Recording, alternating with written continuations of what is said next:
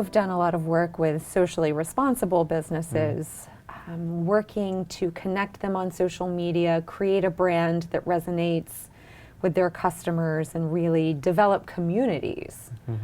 Social responsibility is such a popular trend right now. It seems like everybody has to at least act like they're have doing some. it. Well, I think there is an increased level of recognition by business that their actions, big or small, have an impact on communities, some of which are intentional and some of which are unintentional.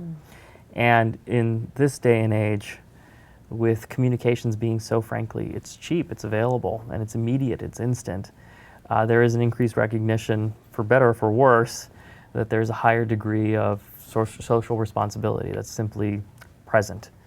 And it's certainly demanded by shareholders, because no shareholder wants to see a business doing something irresponsible and having it on YouTube or Twitter or whatever the case might be. And it's certainly good business for the consumers, for the customers as well, because they only want to buy probably from somebody who does well. I will tell you this. There are a lot of claims to social responsibility that are out there. Sort of you alluded to that in your question.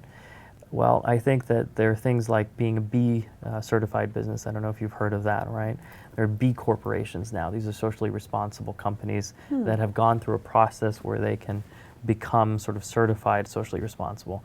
The big companies that you might have heard of that have this B sort of corporation status are like Tom's of Maine, the shoe producer. They actually, I believe they donated a pair of shoes to someone in need when you purchase one from them. Right. I believe Warby Parker, which is another great New York City business. Eyeglasses, I believe they donate a pair of eyeglasses to people in need for each one that you buy. And these are folks that certifiably do good things in the world. And I think that is the standard, going through that auditing, going through that process, versus other companies that sort of claim to be socially responsible, but that seems to be a corporate gimmick of sorts. Yeah. Maybe community building tactic, if you will. Yeah. That seems to have been, or that is in vogue still to a certain extent, building these communities, a presence online. But frankly, some of it, and I don't mean to sound too negative, but there seems to be a lot of what we would call, at least a year or two ago, as astroturfing in some of these community building efforts online, right?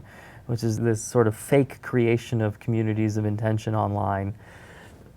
I don't feel very positively about those sorts of efforts. Do consumers usually smell that from a mile away? I think so. And I think those are the inventions of sort of PR companies that are looking to sell their services to corporations or to justify their existence.